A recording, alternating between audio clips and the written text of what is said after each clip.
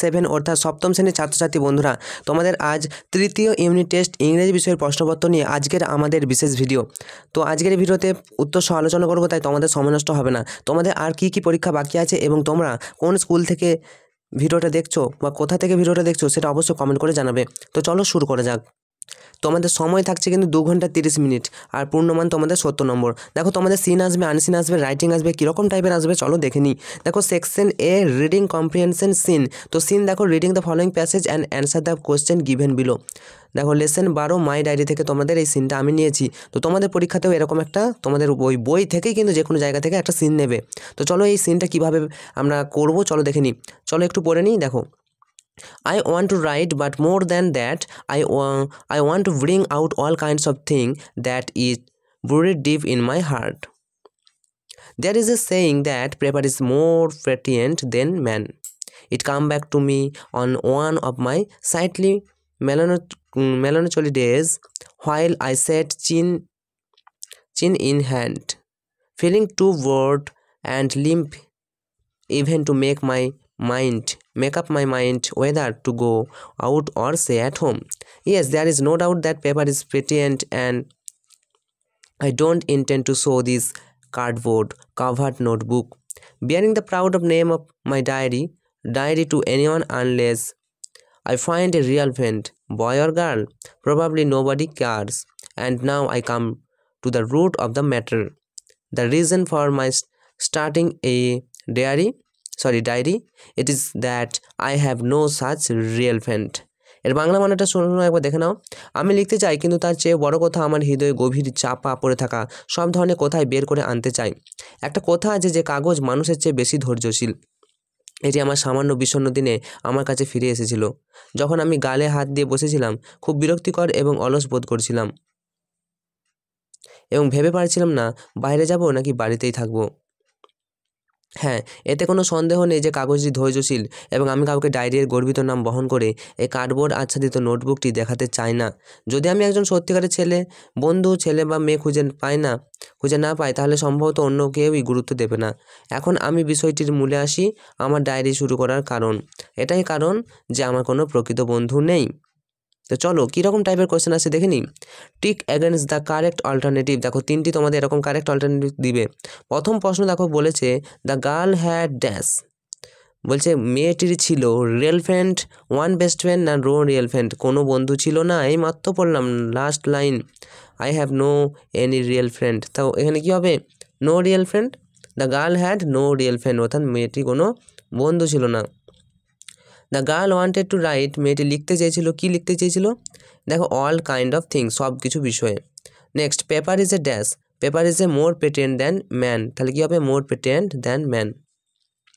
Next, write whether the following statement are true or false. প্রথমে দেখো true or false তোমাদের লিখতে বলেছে। কী বলেছে দেখো? Paper is more patent than man is a proverb, তাহলে এটা কী হবে? এটা অবশ্যই ট্রু হবে। ট্রু অর্থাৎ ট্রু ফর সত্য। Next, the diary was cardboard covered, ডায়েরিটা কার্ডবোর্ড দিয়ে কাভার ছিল, কার্ডবোর্ড দ্বারা আবৃত ছিল, এটাও ট্রু হবে, সত্য। The girl did not care if anybody had any interest in her diary, মেয়েটি বলছে ডিড নট কেয়ার, কোনো কিছু কেয়ার করে না, বলে কোনো কিছু মনে করে না যদি এনিবডি হ্যাড এনি ইন্টারেস্ট, কারোর কোনো ইন্টারেস্ট থাকে তার ডায়েরিটির প্রতি, তাহলে এটা কী হবে? এটাও কিন্তু ট্রু হবে, অর্থাৎ সত্য হবে। এরপর তাকে অ্যান্সার দ্য কোয়েশ্চেন 2 × 2 4 নম্বর থাকবে। What did she want to write in her diary,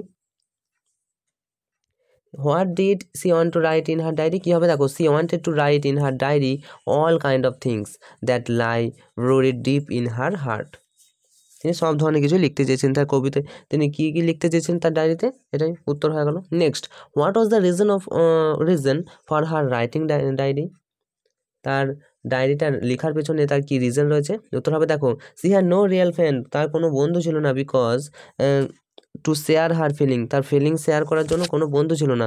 so that is the reason for her writing diary, এটাই ছিল তার ডায়েরি লেখার কারণ। বুঝতে পেরেছো? আশা করি বুঝতে পেরেছো। Next, reading the following স্ট্যান্জা and answer the question given below. প্রথম প্রশ্ন দেখো, তো প্রথমে তোমাদের এরকম একটা স্ট্যান্জা কিন্তু তুলে দেবে। আমরা লেসন 6 দ্য ভগবান থেকে নিয়েছি। দেখো কি বলেছে, দেখো give to me the life I love, আমার প্রিয় জীবন আমাকে দাও। Let the lave go by me, ছোট ছেলেটিকে আমার পাশ দিয়ে বয়ে যেতে দাও। Give the jolly heaven above, উপরে আনন্দময় আকাশ দাও। And the way nigh me, এবং সরু সরু পথ থাকুক আমার কাছাকাছি। Bed in the bush with star to see, ঝোপের মধ্যে পাতা বিছানায় শুয়ে তারা দেখব। Bread I dip in the river, নদীর জলে রুটি ভিজিয়ে নেব। There's the life for a man like me, আমার মতো মানুষের এতেই জীবন। There's the life for ever, চিরকালের জন্য এতেই জীবন। Let the blow fall soon or late, আঘাত শীঘ্রই বা দেরিতে আসুক। Let what will be bored with me, আমার যা হবে তা হতে দাও। Give the fresh of the earth around, চারপাশে দাও খোলা পৃথিবী। And the road before me, আর আমার সামনে দাও রাস্তা। Wealth I seek not I hope nor love, আমি সম্পদ খুঁজি না, আশাও করি না, ভালোবাসাও করি না। নর ফ্রেন্ড টু নো মি, কোনো বন্ধু না যে আমায় চিনবে, কোনো বন্ধু না যে আমায় চিনবে। অল সিক, আমি শুধু খুঁজি দ্য হেভেন এভাব, উপরে স্বর্গ। And the road below me, আর আমার পায়ের তলায় রাস্তা। তো এখান থেকে বেরিয়ে কীরকম টাইপের প্রশ্ন আসবে চলো দেখি। দেখো tick against the correct answer বলছে, দেখো the poet does not care for, কবি কি কেয়ার করে না, কী হবে the blow. Next the here heaven mean, এখানে স্বর্গ মানে কি, প্লেস হোয়ার গডস লিভ, স্বর্গ মানে হচ্ছে যেখানে গড অর্থাৎ ভগবান থাকে সেখানে কিন্তু স্বর্গ বলা হচ্ছে। আচ্ছা, he went his bed to be in a dash, তিনি চেয়েছেন তার বেডটা কোথায় থাকুক, এটা বুশ অর্থাৎ ঝোপে থাকুক, ঝোড়, ঠিক আছে, তাহলে বুশ হবে। আচ্ছা, answer the question, answer 1 and 2 3। What does the poet want to be, কবি কী হতে চেয়েছেন, উত্তর হবে the poet want to be a ভগবান, ভগবান হতে চেয়েছেন। What does he want to see in the sky, তিনি কী দেখতে চেয়েছেন, he want to see in the star in the sky, see the star in the sky, আকাশে তারা দেখতে চেয়েছেন। তারপর next, what is the idea about having friend, he does not want a friend to know him, সে চায় না কোনো friend যে তাকে চিনবে। এবার দেখো answer the question, 2 × 2 = 4। What thing the poet do not need, what thing the poet do not need, কি তিনি চাইনি, কী হবে the poet does not need wealth, the poet does not need wealth, hope, love or any friend to know him, কবি চায় না ধন সম্পদ, আশা, ভালোবাসা, অর এনি ফ্রেন্ড, কোনো ফ্রেন্ড। আচ্ছা দেখো, what does the poet want, কবি চায়টা কি, দেখো the poet wants a care free life like a ভগবান in close contact with nature. আর এরপর দেখো রিডিং কম্প্রিহেনশন আনসিন, এই আনসিন কীরকম প্রশ্ন আসবে চলো দেখি। আনসিনটা দেখো, এখানে একটা আনসিন দেওয়া হয়েছে, read the following passage answer question. কী বলছে, I was a dark night, আমি রাত্রি অন্ধকারে ছিলাম। তো চলো একবার পড়ে নিই, তারপর তোমাদের বাংলাটা বলেছি।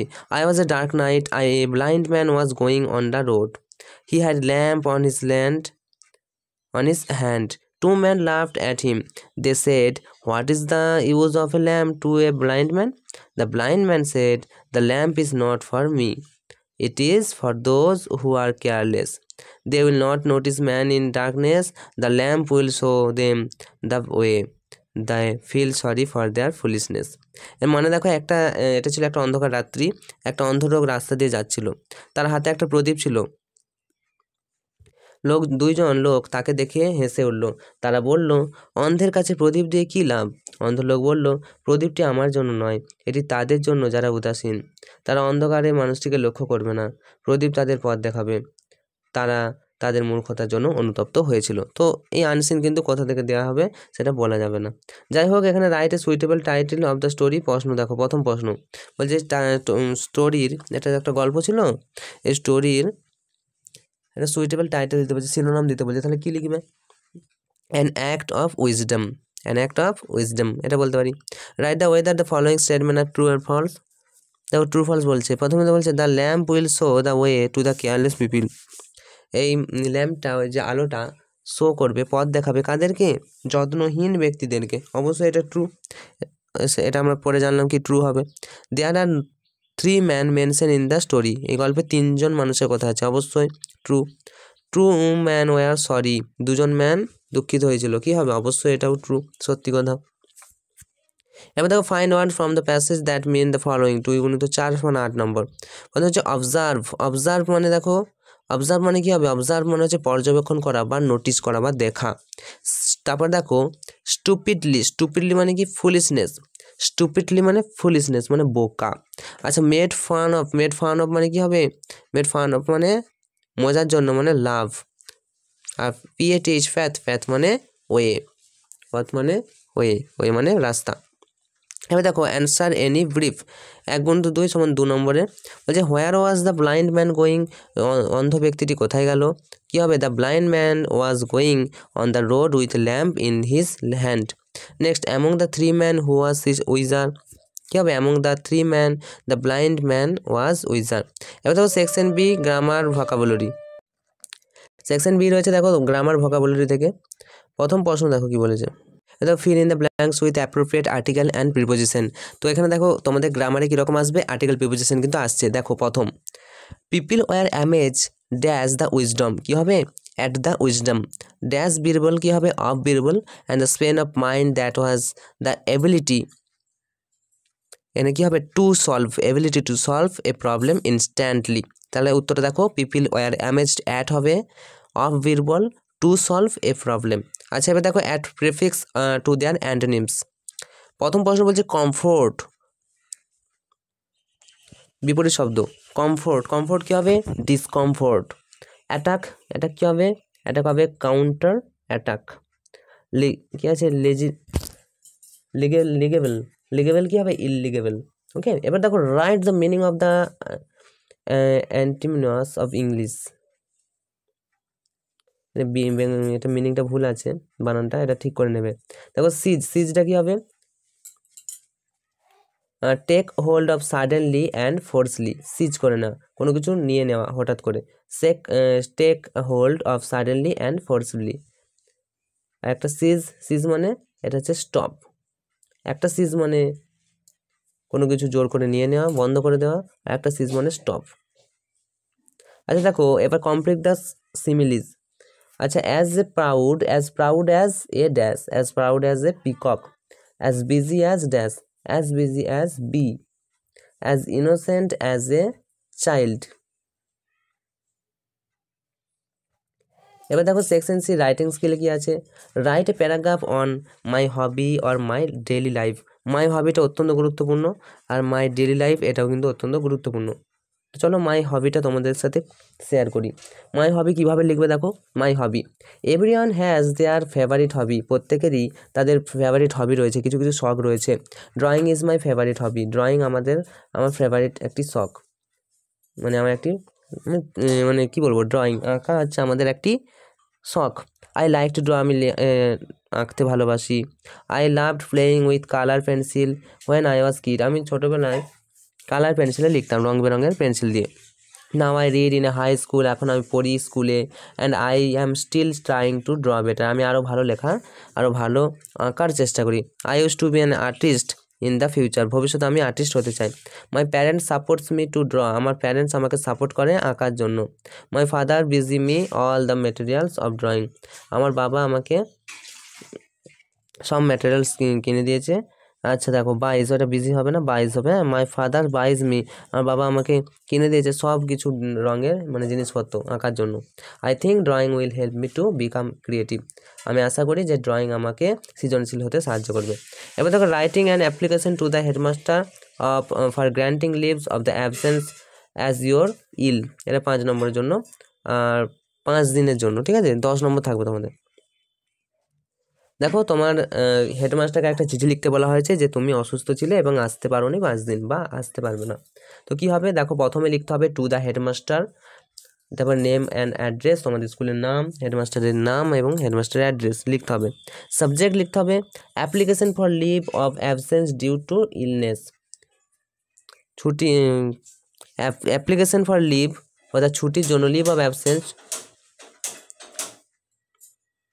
অসুস্থতার কারণে চিঠি লিখছি। দেখো সাবজেক্ট এটা sir I am a student of class 7, আমি ক্লাস 7-এর স্টুডেন্ট ইন ইয়োর স্কুল, আপনাদের স্কুলের। I could not attend school from 3rd August to 7 August 2023 due to serious illness, খুব গুরুতর অসুস্থতার কারণে আমি 3 আগস্ট থেকে 7 আগস্ট স্কুলে যেতে পারিনি। Therefore I request you to grant the leave for those 5 days, আমি আপনার কাছে রিকোয়েস্ট করছি grant a leave for those 5 days, 5 দিন আমাকে ছুটি দেওয়ার জন্য। A medical certificate is also attached with this application. আমি মেডিকেল সার্টিফিকেটটা এর সাথে অ্যাটাচ করে দিলাম। দেখো শেষটা কীভাবে করবে, ইওর মোস্ট অবিডিয়েন্ট স্টুডেন্ট দিয়ে তোমার নিজের নাম লিখবে এবং তোমাদের ক্লাস নাম লিখবে, সেকশনের নাম লিখবে, রোল নাম লিখবে, তাহলেই হয়ে যাবে। ওকে, এর বাংলা মানেটা তোমরা বুঝতেই পারছো। তো এই ছিল তোমাদের জন্য গুরুত্বপূর্ণ একটি ইংরেজি প্রশ্নপত্র। এখান থেকে তোমরা অনেকটাই কমন পাবে আশা রাখছি। এরকম চিঠি আসতে পারে, মাই হবিটা আসতে পারে, তোমাদের মাই ডেলি লাইফ আসতে পারে। তো এগুলো ভালো করে মুখস্থ করো আর প্র্যাকটিস করো, because practice make a man perfect. তোমরা ভালো করে প্র্যাকটিস করো আর তোমাদের বইয়ের যে গ্রামারগুলো রয়েছে, তোমাদের টেক্সচুয়াল গ্রামার সেখান থেকেই আসবে। তোমাদের বইয়েতে যে সিন আনসিন রয়েছে ওগুলো ভালো করে একটু প্র্যাকটিস করে নাও। পরবর্তীতে তোমাদের আর কী কী পরীক্ষা রয়েছে তোমরা অবশ্যই জানিয়ে দিও। তোমাদের পরীক্ষা ভালো হোক এই শুভকামনা জানিয়ে আজকের মতো ভিডিওটা এখানেই শেষ করছি।